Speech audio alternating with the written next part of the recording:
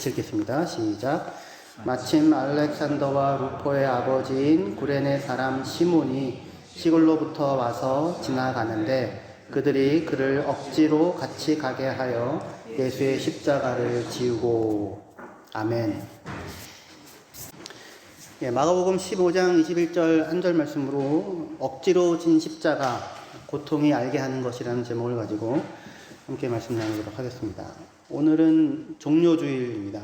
옆에 이렇게 다 붙어 있는 게 종료주일과 관련이 있는 장식으로 보입니다.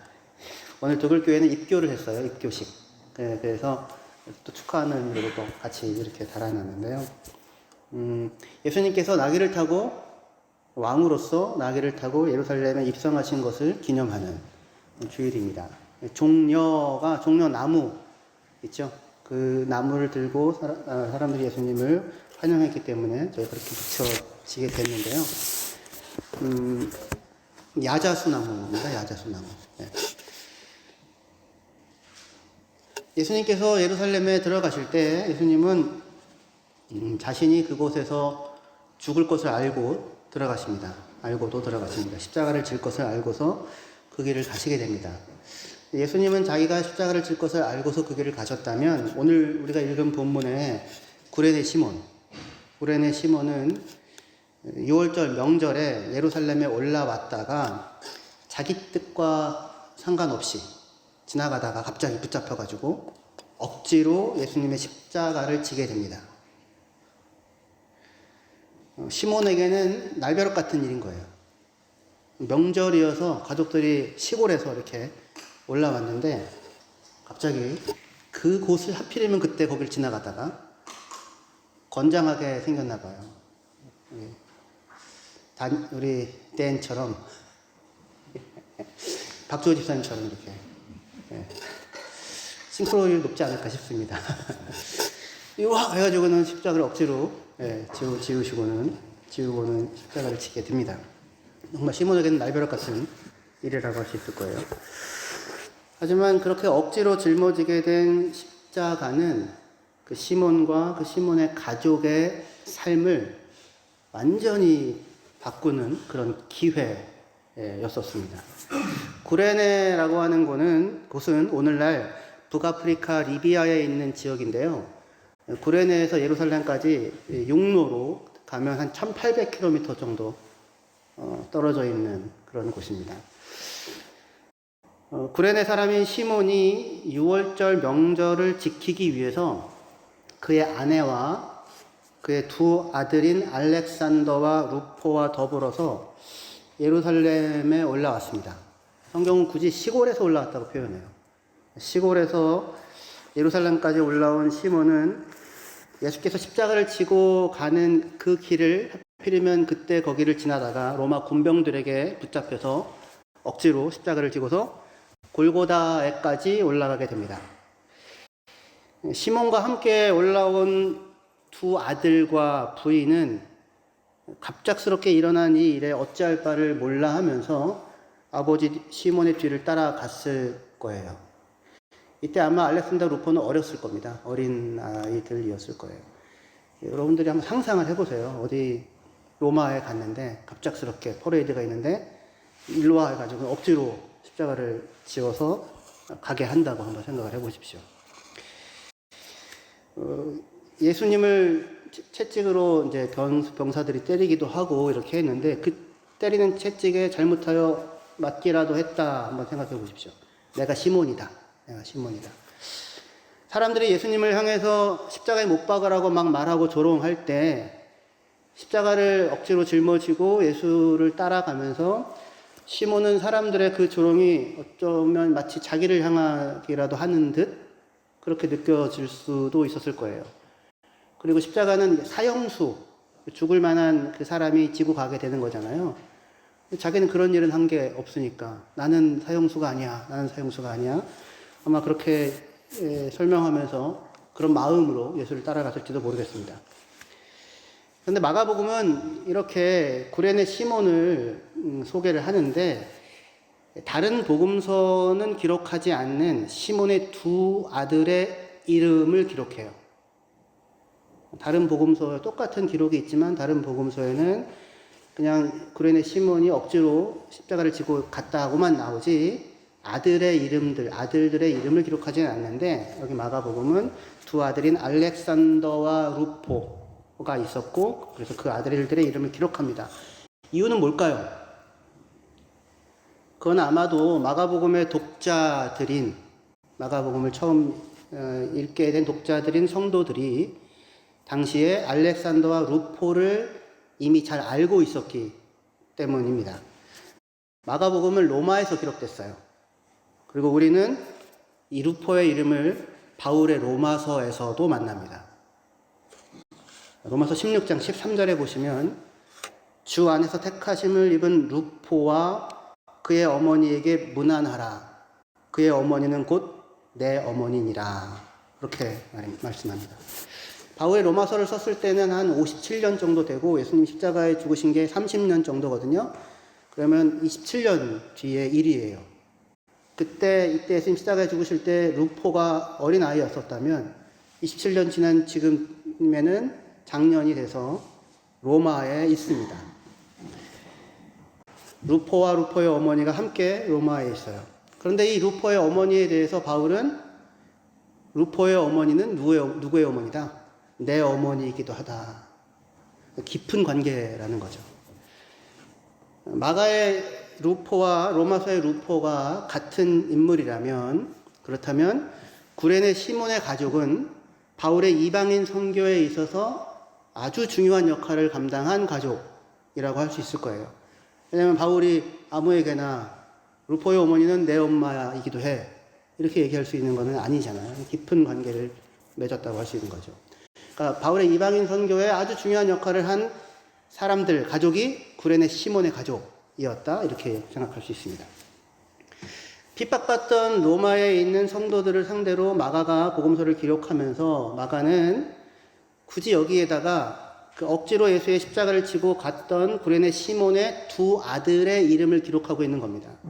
그것을 통해 시몬이 억지로 짊어진 그 십자가가 다만 억울하고 고통스러운 십자가만이 아니라 알렉산더와 루포의 가족을 잊게 한 그 십자가였다고 말하고 있는 셈인 거죠. 그러니까 지금 그 고난받고 있는 로마에 있는 마가복음의 독자들, 네로 박해를 지난 그 로마에 있는 성도들 입장에서는 이 이야기가 굉장히 큰 위로와 소망의 이야기가 되었을 것입니다. 우리의 삶에서의 고난이라고 하는 것은 생각지 못한 순간에 생각지 못한 방식으로 우리에게 덮쳐오곤 합니다. 루포가 아니라 시몬도 마찬가지죠. 명절에 올라갔는데 뜻밖의 갑자기 자기를 끌고 와가지고는 십자가를 지게 하는 굉장히 강렬한 경험이었을 거예요. 그 경험이라고 하는 게. 그런데 우리가 겪게 되는 이 모든 고난이 반드시 나쁜 것이라고만 말할 수 없는 것은 우리 구레네 시몬의 이야기에서 보는 것과 같이 그에게 억지로 지어졌던 십자가가 그와 그의 가족의 인생에 다만 억울한 기억, 억울한 속박이 아니라 진정으로 영광스러운 삶으로 그 가족을 이끌었던 어떤 복된 출발점, 통로, 어떤 것을 우리는 볼 수 있습니다. 성경 이야기 속에서 환난이나 고난이라고 하는 것은 다만 제거되거나 추방되어야만 하는 부정적이기만 한 것으로 소개되지 않습니다. 오히려 성경 이야기 속에서 고난 또는 환난은 굉장히 적극적인 무언가를 이루는 것으로 소개돼요. 고난은 하는 일이 있습니다. 고난이 인내를 낳고 인내가 연단을 낳고 연단이 하나님의 영광에 참여하는 소망을 낳는다. 그렇게 이야기하잖아요. 로마서 5장 1절부터 보시면요. 그러므로 우리가 믿음으로 의롭다 하심을 받았으니 우리 주 예수 그리스도로 말미암아 하나님과 화평을 누리자. 또한 그로 말미암아 우리가 믿음으로 서 있는 이 은혜에 들어감을 얻었으며 하나님의 영광을 바라보고 즐거워하느니라. 다만 이뿐 아니라 우리가 환난 중에도 즐거워하나니 이는 환난은 인내를, 인내는 연단을, 연단은 소망을 이루는 줄 알미로다. 그렇게 말씀합니다. 우리 성경에는 3절에 우리가 환난 중에도 즐거워한다라고 번역을 하고 있는데, 그 영어 성경 제가 NRSV 버전을 해놨는데, 여기에서는 영어 성경은 We boast in our sufferings라고 해서 우리가 환난 중에서도 자랑을 한다, 그렇게 이야기를 하고 있어요. 2절에도 보스팅이 나오고요. 우리가 자랑한다. 3절에도 자랑한다. 이렇게 보스팅이라는 단어를 계속해서 사용합니다. 우리가 영광에 대한 소망 때문에, 2절 마지막에 보시면 우리가 영광에 대한 소망 때문에 자랑한다, 그렇게 얘기하고 있어요. 그리고 3절에는 환난 중에도 자랑한다, 그렇게 얘기가 되는 거죠. 여러분들 뭘 자랑하고 사십니까? 자랑할 게 뭐가 있어요? 저는 여러분들이 자랑입니다. 할렐루야. 주는 게 있으면 받는 것도 있어야 되는데 우리가 자랑을 하는데, 지금 여기서 우리가 환난 중에도 즐거워하나니라고도 번역하는 성경들이 있어요. 리조이스로 번역할 수도 있거든요. 근데 가장 기본적인 1차적인 의미는 자랑이 맞아요. 이 단어는 원래 자랑한다는 말로 쓰이는 말이에요. 우리는 2절에는 영광에 대한 소망 때문에 자랑한다, 그렇게 얘기하고, 3절에는 환난을 자랑한다, 이렇게 돼요. 환난 중에도 자랑한다가 아니라 환난을 자랑한다라고 옮기는 게 헬라어 표현에 있어서 훨씬 그게 그렇게 옮기는 게 맞아요. 구문상 그렇게 됩니다. 그러니까 지금 우리는 영광에 대한 소망 때문에 자랑하고, 그리고 환난도 자랑해요. 굉장히 이상한 겁니다. 보통 여러분들 뭘 자랑하세요? 이번에 새로 차를 사면 차를 자랑하고, 뭐 집을 자랑하고, 뭐 우리 아들이 이번에 나가가지고 그냥 금메달 땄어, 뭐 이러면서 그냥 했는데 따오더라고, 뭐 이런 자랑을 하는데, 영광에 대한 소망 때문에 자랑한다라고 혹시 그런 본 적 있으세요? 여러분들이 가지고 있는 소망을 자랑한다? 이거 우리들에게 잘 없는 전망이에요. 근데 이러면 안 되십니다. 우리는 소망을 자랑해요. 근데 어떤 소망이냐면 영광스러운 소망이에요. 어떤 영광스러운 소망이냐면 하나님의 영광에 우리가 참여할 영광스러운 소망이에요. 우리는 하나님의 자녀로서 하나님의 상속자가 되고, 하나님의 것을 우리가 상속받아요. 그리고 하나님의 성품에 우리가 참여하게 돼요. 하나님의 나라를 유업으로 받아요. 그리고 우리는 부활에 대한 소망이 있어요. 우리는 죽고 끝이 아니에요. 그죠? 영원한 하나님의 나라에 대한 소망이 있죠. 이게 그리스도인을 특징 짓는 거예요. 무엇을 자랑하고 살아가는가, 그 사람이 누구냐 하잖아요. 그쵸? 뭐 때문에 막 이렇게 어깨가 이렇게 으쓱해지는가 할 때 우리에 대해서 뭐라고 설명하냐면, 영광의 소망 때문에 자랑한다. 하나님의 자녀로서 그가 가지고 있는 그 영광에 우리도 참여할 거요. 그게 우리에게 허락된 소망이기 때문에, 그래서 나는 자랑한다, 이렇게 얘기를 합니다. 그런데 그리고 나서 3절에 그렇기 때문에 다만 이게 아니라 우리는 환난도 자랑한다 해요. 환난을 자랑한다. 왜요? 환난이 뭘 만드니까? 인내를 만들고, 인내가 연단을 만들고, 연단이 뭘 만들어요? 소망을 이루어요. 소망을 프로듀스, 그러니까 만들어내고, 어치빙, 이루어내요. 성취해요. 그러면 이 하나님의 영광에 참여하는 그 소망을 만들어내는 프로세스의 시작은 제일 처음에 무엇으로 시작이 됩니까? 무엇이 이것을 움직여요? 환난이에요. 환난이. 고난이 하는 일이 있는 거예요. 고난은 다만 우리가 어떻게든지 애써 피해야 하는 게 아니라, 그게 아니면 결코 도달할 수 없는 어떤 영광스러운 것을 만들어내는 창조적인 힘이 있다는 겁니다. 성경의 일관된 전망에 따르면 우리는 고난을 통해서 영광에 들어가요. 고난을 통해서 영광에 들어갑니다. 뭐 성경 곳곳에 있지만 대표적으로 한 구절만 찾아보면 고린도후서 4장 17절이요. 여기 같이 읽겠습니다. 시작. 우리가 잠시 받는 환난에 경한 것이 지극히 크고 영원한 영광에 중한 것을 우리에게 이루게 함이니.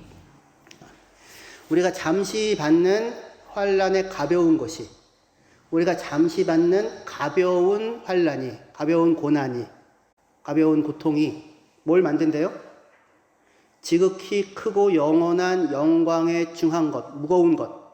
지극히 크고 영원한 무거운 영광을 이룬다. 영성이 어치브라고 되어 있죠. 만들어낸다. 아까 환난이 영광, 인내가 영광을, 다시요. 환난이 인내가 연단이 소망을 이룬다. 그 이룬다라는 단어랑 똑같은 단어예요. 사용되는 게. 그러니까 영원한 영광을 뭐가 이룬다고요? 어떤 것이 영원한 영광을 만들어낸다? 환난이. 우리가 잠시 받는 가벼운 환난이. 구레네 시몬이 잠시 졌던 그 십자가가, 그 억울했던 십자가가 1시간도 안 됐겠죠? 아마 그 시간이라고 하는 게 그렇게 긴 거리가 아니니까. 근데 그게 그 가족의 삶에 있어서 영원한 영광을 만들어 냈던 것이죠. 고난이 하는 일이 있는 겁니다. 근데 오늘날 우리가 살아가는 사회는 고난이나 고통을 다만 개인적인 차원으로 축소해버리거나 고난이나 고통에 의미를 부여하는 이야기가 사라져버렸어요. 그래서 고난은 다만 고통이 되었어요. 고난의 의미를 설명해주는 이야기가 사라져버리고 고난은 다만 고통이 되었습니다. 그러면 고통스러우면 뭘로 그것을 해결합니까? 뭐가 필요해요? 여러분 아프면? 통증이 있으면? 꼭 참아요? 진통제가 필요하잖아요. 그러니까 진통제가 필요한 거예요. 아프면, 고난이는 무언가를 영광스러운 걸 만들어내는 그런 이야기가 사라져버리고 피하고 빨리 제거해야 하는 것이 됐어요. 그러니까 그냥 고통이 됐어요. 고난이 고통이 되니까 고통에 대한 대처법은 진통인 거죠. 그냥 진통제를 먹는 겁니다. 그래서 오늘날 고난은 다만 의학적인 치료의 대상으로 축소됐어요. 저 어렸을 때는 배가 아프면 엄마가 약을 던져주고 이거 먹고 그냥 자라 이렇게 하지 않으시고 엄마 배 아파 그러면 엄마가 어떻게 하세요? 손 따줘요? 손도 따주고 또 이거 안 해줘요? 쑥쑥 내려가라. 쑥쑥 내려가라. 엄마 손은 약손이다. 여러분 각자 버전이 다를 거예요. 쑥쑥 내려가라. 엄마 손은 약손.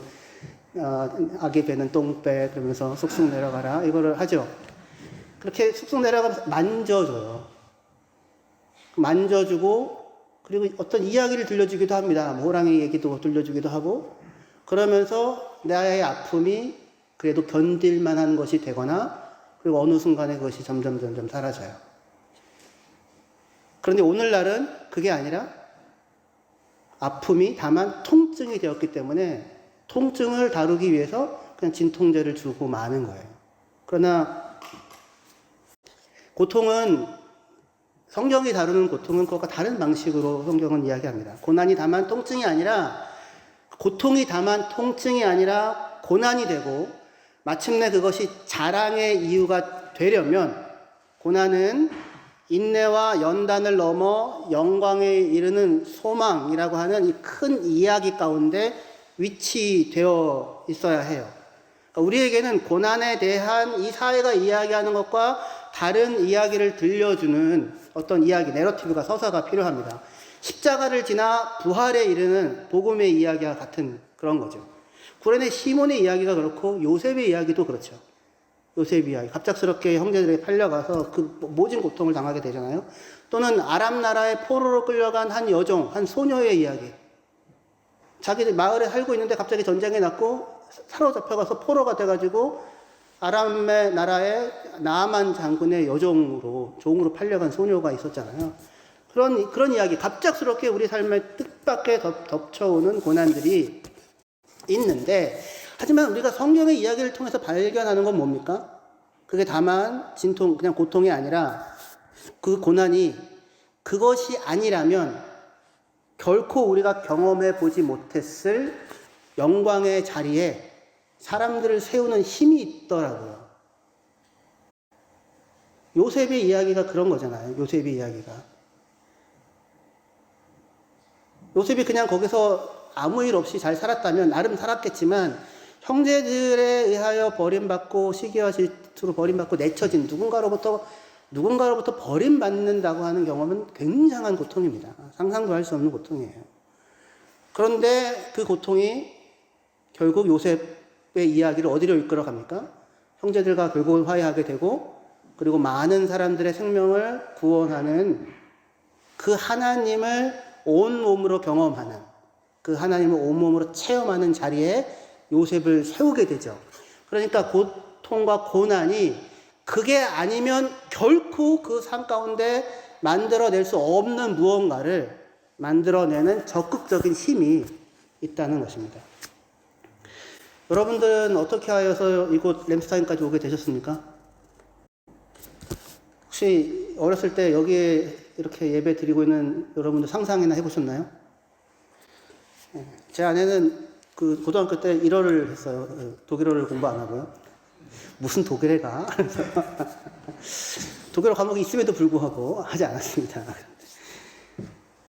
제가 여기 우리 교회 분들 보니까 굉장히 다양한 이야기들이 있더라고요. 다양한 이야기들이 있는데, 뭐 중2 때 미국에 갔거나, 중2 때 한국을 떠났거나, 뭐, 또는 고등학교 때 독일에 들어왔거나, 뭐 일찍 들어왔거나, 이렇게 해서 한국을 떠나서, 예를 들면 미국에 가서 시민권도 영주권도 없이 어찌할 줄을 모르는 시절을 지내셨던 분들도 있었던 것 같아요. 그 삶의 막막함과 그 두려움이 그것이 여러분들을 몰아서 결국 여기까지 오게 했던 힘은 아니었나요? 그때는 억지로 지어졌다 여겨졌던 고통의 십자가가 돌아보면 여러분들이 계속해서 은혜의 자리에 머물 수 있게 했던 은혜의 십자가는 아니었던가요? 내가 억울하게 십자가를 졌던 게 아니라 오히려 예수님인 그분이 나를 위하여 십자가를 지셨음을 깨닫게 하기 위해서 그분이 나를 선택하시고 구레네 시몬이 그런 거죠. 그의 어깨 위에 그 짐을 잠시 놓으셨던 것입니다. 그걸 깨달았을 거예요. 구레네 시몬이. 내가 억울하게 예수님이 져야 될 십자가를 졌다고 생각했을 텐데 처음에는. 그런데 십자가에 달려있는 예수님의 모습을 보면서 그게 아니라 자기는 그냥 지고 왔을 뿐이잖아요. 자기가 거기 달린 게 아니잖아요.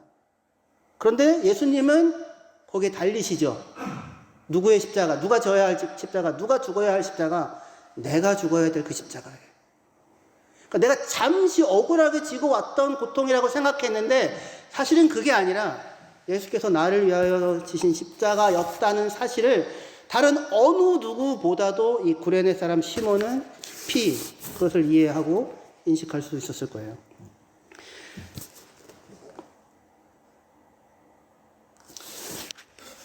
그러니까 예수님의 십자가를 잠시 지고 갔던 구레네 시몬이 겪은 그 일은 다만 고통이 아니라 하나님의 사랑에 더 깊은 자리로 부르시는 하나님의 사랑, 그리스도의 사랑이 나타나는 표현의 자리라고 우리는 생각할 수 있을 것입니다. 성경은 예수께서 예루살렘에 종료주일이어서 예루살렘에 들어가시잖아요. 그런데 예루살렘에서부터 시작되는 게 아니고요. 이 예루살렘으로의 여정은 여리고로부터 시작됩니다.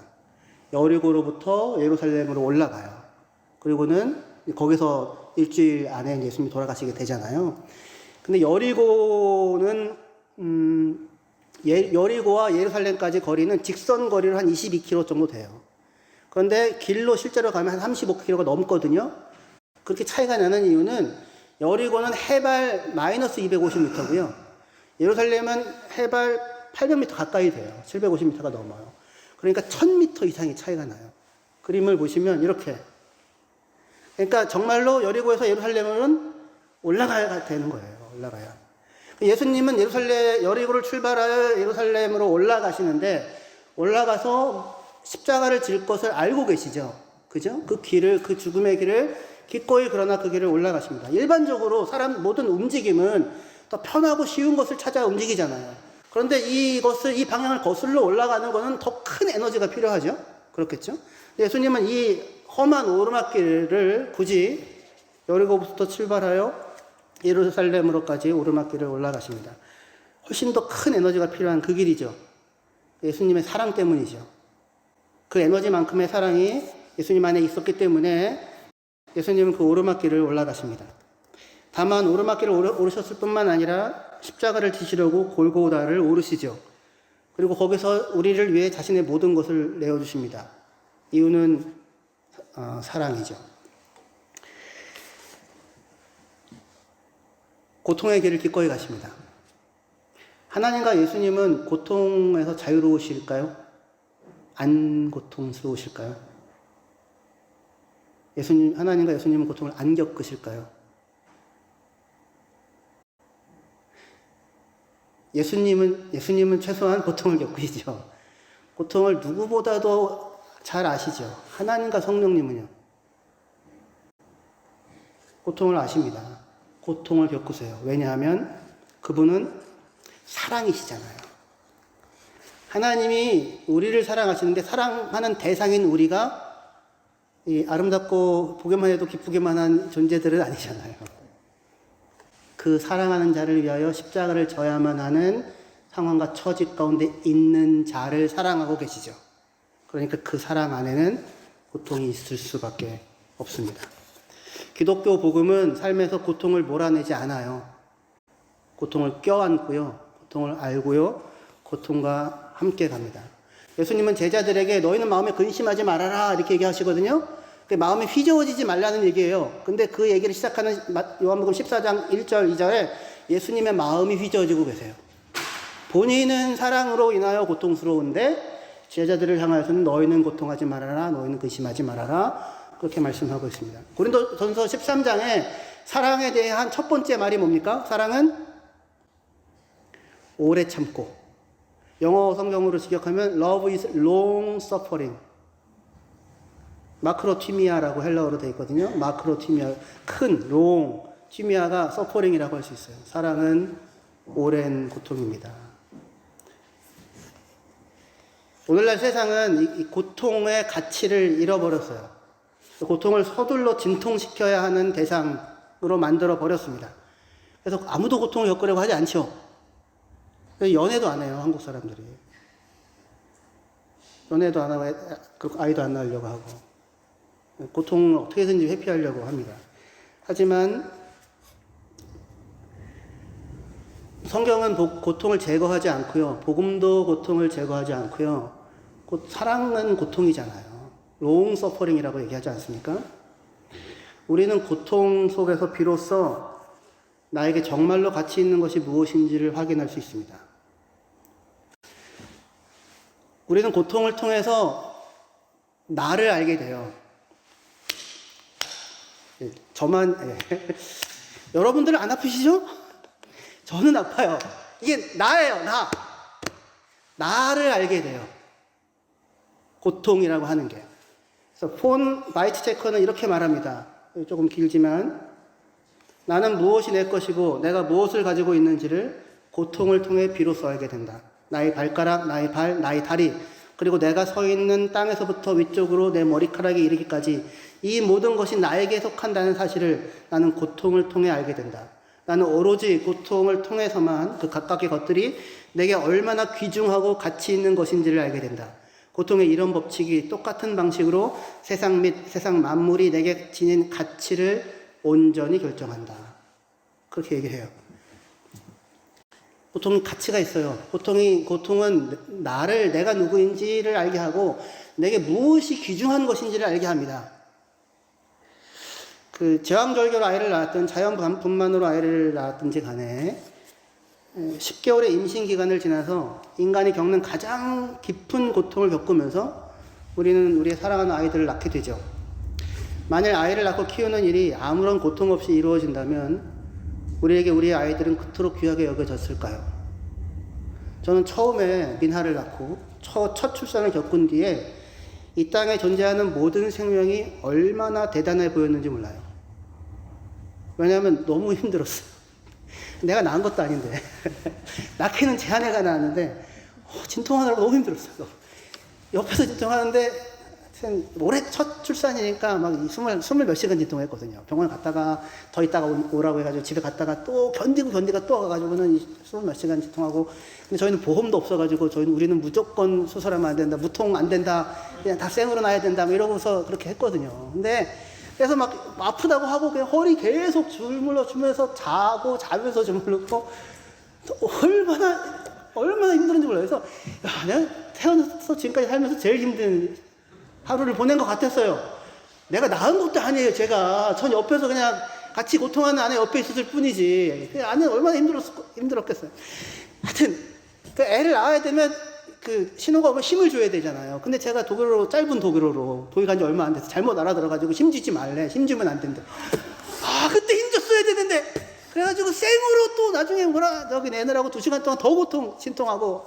하여튼 온 가족이 너무 힘들어서 병원에서 애 낳고는 바로 이제 집으로 가서 24시간 동안 셋이 다 깨지 않고 잤어요. 그러니까 애도 얼마나 힘들었는지. 울지도 못했어, 울지도. 근데 그렇게 힘들게 하고 아이를 낳으니까 밖에 돌아다니는 인간들이 너무나 귀해 보이는 거예요. 야, 저 인간도 이런 고통을 대가로 지불하고 태어났네. 세상에 한 생명도 존귀하고 귀하지 않은 생명이 없더라고요. 엄청나 보이더라고요. 우와, 대단하다. 여러분들 그런 사람들입니다. 다들 이런 고통을 대가로 지불하고 이 땅에 태어났구나. 그냥 생겨난 생명은 없구나 싶어서 너무나도 소중해 보였습니다. 십자가는 하나님이 사랑으로 우리를 낳기 위해 감수하신 진통과 같은 거예요. 하나님도 그 고통을 겪으며 우리를 낳으셨습니다. 할렐루야. 그에게 너무나도 귀한 자녀인 거죠. 모든 소중하고 영원한 것은 고통 없이 우리에게 찾아오지 않습니다. 대가를 치르지 않고 찾아온 행운은 결국 우리에게 더 큰 대가를 요구하게 되는 법입니다. 고린도후서 4장 17절 다시 한번 볼게요. 우리가 잠시 만난 환난에 경한 것이 지극히 크고 영원한 영광에 중한 것을 우리에게 이루게 함이니 우리가 주목하는 것은 보이는 것이 아니요 보이지 않는 것이니 보이는 것은 잠깐이요 보이지 않는 것은 영원함이라. 우리가 이 땅에서 잠시 겪는 가벼운 고통이 뭘 만들어요? 영원한 영광의 무거움을, 그 영원한 영광을 만들어낸다고 말합니다. 고통을 통해서 우리는 뭐가 진짜 우리에게 소중한 것인지를 확인하고 알게 돼요. 여러분의 고통의 근원은 뭡니까? 뭐 때문에 고통을 느끼시나요? 각자 다를 거예요, 각자. 늘어나는 배 때문에 고통을 느낄 수도 있고, 각자가 고통을 느끼는 것이 다를 텐데, 그가 고통을 느끼는 자리가 그가 누구인지를 말해준다라는 말이 있어요. 예수님은 십자가를 질 때 물론 육체적 고통을 겪었겠지만, 당연히. 그러나 예수님이 더 아프셨던 것은 다만 못자국과 핏자국, 창자국이 아니었을 겁니다. 하나님의 진노 가운데 있어서 죽어 있으면서도 불구하고 자신들이 어떠한 상태 가운데 있는지조차 알지 못하는 그 사람들이 너무너무나 안타까웠을 거예요. 너희는 나를 위해 울지 말아라. 너희와 너희 자녀들을 위해 울어라. 그게 예수님의 고통이죠. 무엇에 고통하는가? 고통을 느끼는 그 자리가 그 사람이 누구인지를 말해줘요. 우리는 무엇에 고통을 느끼고 있습니까? 무엇을 잃어버렸을 때 고통하나요? 무엇을 포기해야만 할 때 여러분들은 가장 고통스럽게 느끼나요? 그러나 그것은 진짜로 고통스럽게 느껴야만 하는 그런 것인가요? 여러분들이 영원한 영광의 무거움을 포기해도 될 만큼 그렇게 소중한 것이었나요?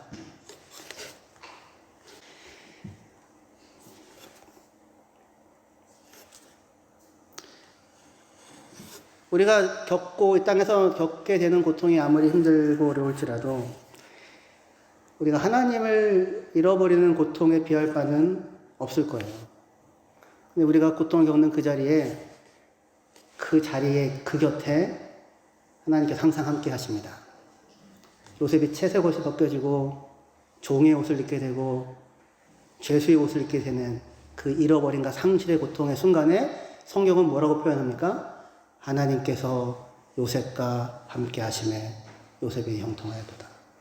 구레네 시몬, 명절을 맞아서 그 눈부신 햇살 가운데 자녀들과 더불어 이야 명절을 즐겨보자 라고 올라가는 그날, 느닷없이 자기에게 지어진 그 고통에 억지로 지어진 십자가. 그런데 그 십자가 앞에는 누가 계셨어요? 예수님이 거기 계셨어요.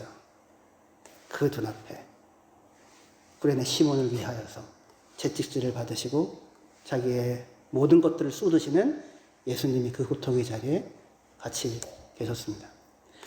우리의 오늘 겪는 고통이 영원한 영광의 하나님 나라의 자녀됨의 영광을 낳을 것입니다. 기도하시겠습니다.